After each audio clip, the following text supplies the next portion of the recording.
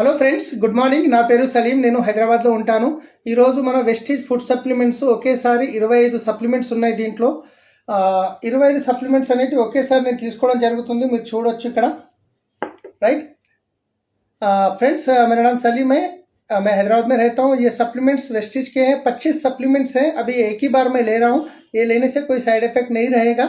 तो ఇవి తీసుకోవడం వల్ల ఎలాంటి సైడ్ ఎఫెక్ట్స్ అనేవి ఉండవు. కొన్ని వాటర్ తీసుకుంటాను.